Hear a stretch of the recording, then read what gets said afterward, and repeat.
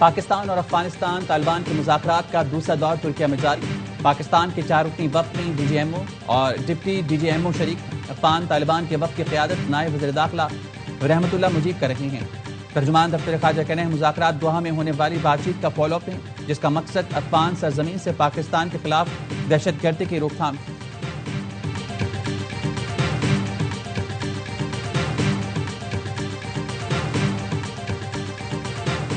معاملات طے نہیں پاتے تو ہماری اور افغانستان کی کھلی جنگ ہے۔ بھارت کے خلاف ایک جنگ لڑ چکے ہیں، بھارت دوسری پراکسی جنگ افغانوں کے ذریعے لڑ رہا ہے۔ وزیر دفاع خواجہ آصف کہتے ہیں پاکستان نے 40 سال تک افغان مہاجرین کی مہمان نوازی کی۔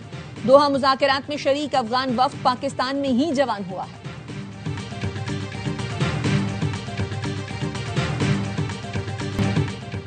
قیامی امن کے لیے ریاست کا ساتھ دیں گے، سیکیورٹی فورسز کے شانہ بشانہ رہیں گے۔ امن کے ساتھ خیبر پختونخوا میں ترقی بھی چاہتے ہیں۔ وزیر اعلیٰ خیبر پختونخوا سہیل آفریدی کا باڑہ میں امن جرگے سے خطاب، کہا وعدے کے مطابق قبائلی اضلاع کو سالانہ 100 ارب روپے دیں گے۔ قبائلی مشران، نوجوان اور خیبر پختونخوا کے NFC فائنل کرنے کا مطالبہ کرتے ہیں۔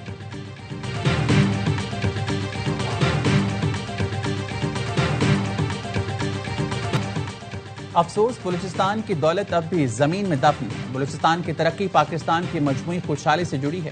وزیراعظم شہباز شریف کا نیشنل ورکشاپ بلوچستان کے شرکاء سے خطاب، کہا 2018 میں ملک سے دہشت گردی کا مکمل خاتمہ کر دیا گیا تھا۔ بلوچستان اور دیگر علاقوں میں دہشت گردی پھر سر اٹھا رہی ہے۔ سیکیورٹی ادارے ہر روز امن کے لیے جانوں کی قربانیاں دے رہے ہیں۔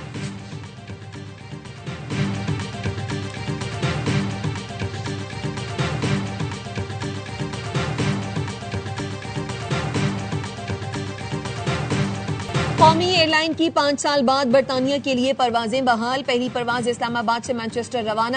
وزیر ہوا بازی خواجہ آصف نے PIA کے برطانیہ فلائٹ آپریشن بحالی کا افتتاح کیا۔ خواجہ آصف کا کہنا تھا لندن اور برمنگھم کے لیے بھی براہ راست پروازیں جلد شروع کریں گے۔ PIA کو منافع بخش بنانے کے لیے پرعزم ہے۔ PIA کی برطانیہ کے لیے براہ راست پروازیں بحال ہونے پر وزیر اعظم شہباز شریف کی مبارکباد، کہا پابندی سے PIA کی ساکھ متاثر ہوئی، جس کو برسوں کی محنت سے بحال کیا۔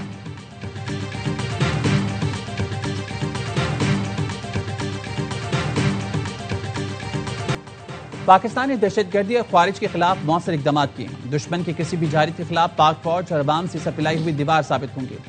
DGISPR لیفٹیننٹ جنرل احمد شریف چودھری کی مردان کی مختلف یونیورسٹیز اور مدارس کے اساتذہ اور طلبہ سے خصوصی گفتگو۔ طلبہ اور اساتذہ کی جانب سے غازیان اور شہداء کو زبردست خراج تحسین پیش کیا گیا۔ اساتذہ کا کہنا تھا DGISPR کی گفتگو سے پاک افواج کے بارے میں بہت سے ابہام دور ہوئے۔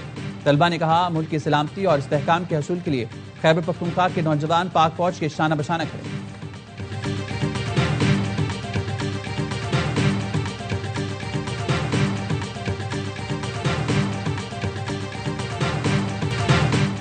جس شخص نے جھوٹا مقدمہ بنا کر مجھے اڈیالہ میں بند کیا، آج وہ خود اسی سیل میں موجود ہے۔ وفاقی وزیر احسن اقبال کہتے ہیں انہوں نے اپنے حامیوں کو سکھایا کہ مخالفین کو چور اور ڈاکو کہو۔ پڑھے لکھے لوگوں نے اس وائرس کا شکار ہو کر نفرتیں پھیلائی اور کچھ نہیں کیا۔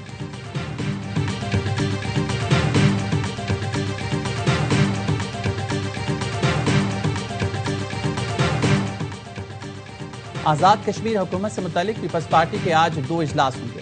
پہلے مشاورتی اجلاس کی صدارت بلاول بھٹو کریں گے، جبکہ دوسرا مشاورتی اجلاس شام 6 بجے ایوان صدر میں ہوگا۔ پیپلز پارٹی آزاد کشمیر کی پارلیمانی پارٹی صدر آصف علی زرداری اور بلاول بھٹو سے ملاقات کرے گی۔ آزاد کشمیر اسمبلی میں ان ہاؤس تبدیلی کے طریقہ کار کی منظوری دی جائے گی۔ ذرائع کا کہنا ہے آزاد کشمیر کے اگلے وزیر اعظم اور اسپیکر کے نام کو حتمی شکل دی جائے گی۔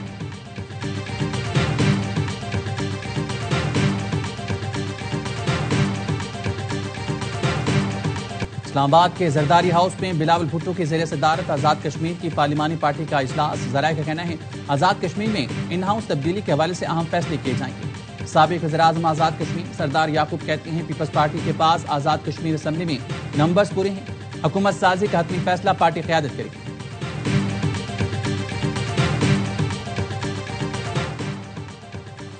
بھارت سے آنے والی آلودہ ہواؤں نے لاہور اور وسطی پنجاب کی فضا متاثر کر دی۔ پنجاب کی سینئر وزیر مریم اورنگزیب کہتی ہیں اسموگ کے خاتمے کے لیے بین الاضلاعی ہم آہنگی، سخت مانیٹرنگ اولین ترجیح ہے۔ فصلوں کی باقیات جلانے کی شکایت فوری طور پر متعلقہ محکمے کو کریں۔ ماحول دوست اقدامات سے ہی اسموگ کا خاتمہ ممکن بنا سکتے ہیں۔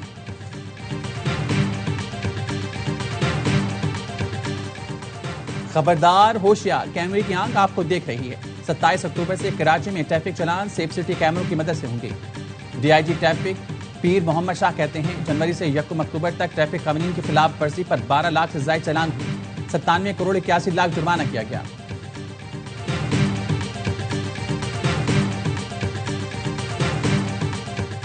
وفاقی وزیر داخلہ محسن نقوی سے پولینڈ کے نائب وزیر داخلہ کی ملاقات، غیر قانونی immigration, border security, mutual legal assistance میں تعاون بڑھانے پر اتفاق۔ محسن نقوی کا کہنا تھا سمندری سرحدوں کو محفوظ بنانے کے لیے کوسٹ گارڈز کو مضبوط بنانا چاہتے ہیں۔ آئی ایم ایف شرط پر عمل درآمد، حکومت نے وزارت خزانہ میں ٹیکس پالیسی آفس فعال کر دیا۔ ڈاکٹر نجیب احمد میمن 2 سال کے لیے ہیڈ آف ٹیکس پالیسی تعینات۔ مالی سال 2027 کے لیے آئندہ ہفتے سے ٹیکس پالیسیز کی تیاری پر کام شروع ہو جائے گا۔ ایف ڈی آر اور ٹیکس پالیسی آفس دونوں ادارے الگ الگ کام کریں گے۔ وزارت خزانہ کے ذرائع کا کہنا ہے tax policy office income tax, sales tax, federal excise duty پر پالیسی تیار کرے گا۔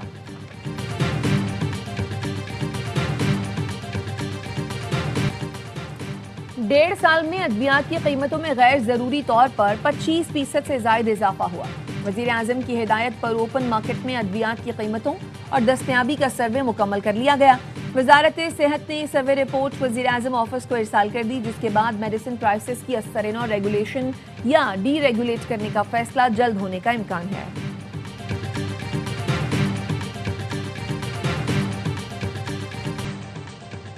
چراٹ میں پاکستان اور قازقستان کی مشترکہ مشقوں، دوستریم پائپ کی اختتامی تقریب۔ 2 ہفتے سے جاری رہنے والی مشقوں میں پاک فوج کے اسپیشل سروسز گروپ اور قازقستان کی اسپیشل فورسز کے دستوں نے حصہ لیا۔ Commandant special operation school Cherat اختتامی تقریب کے مہمان خصوصی تھے۔ قازقستان کے سفیر اور دفاعی اتاشی نے تقریب کا مشاہدہ کیا۔ آئی ایس پی آئی کا کہنا ہے مشقوں میں جوانوں نے اعلیٰ ترین پیشہ ورانہ مہارت کا مظاہرہ کیا۔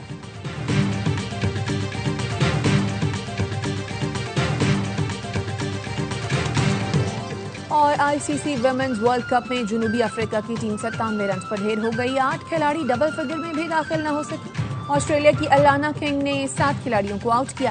ہدف کی تعاقب میں آسٹریلیا کی بیٹنگ جاری۔ اور بھارت غیر ملکی کھلاڑیوں کے لیے بدترین ملک بن گیا۔ آئی سی سی ویمنز ورلڈ کپ میں ناقص انتظامات کھل کر سامنے آ گئے۔ اندور میں ہوٹل سے کیفے جانے والی 2 آسٹریلین کرکٹرز کو موٹر سائیکل سوار سڑک پر ہراساں کرتے رہے۔ آسٹریلوی ٹیم کے سیکیورٹی مینیجر نے پولیس میں رپورٹ درج کرا دی۔ اس سے پہلے آسٹریلین ویمنز ٹیم کے کھانے کے دوران لابی میں چوہے کے گھسنے سے کھلاڑیوں کی دوڑیں لگ گئی تھی۔ بھارت کا دورہ کرنے والی آسٹریلوی اے ٹیم کے کھلاڑی ہوٹل کا کھانا کھا کر فوڈ پوائزننگ کا شکار ہوئے تھے۔ گزشتہ ماہ پیرا ایتھلیٹکس چیمپئن شپ کے دوران کتے کے کاٹنے سے 2 انٹرنیشنل کوچز زخمی ہوئے تھے۔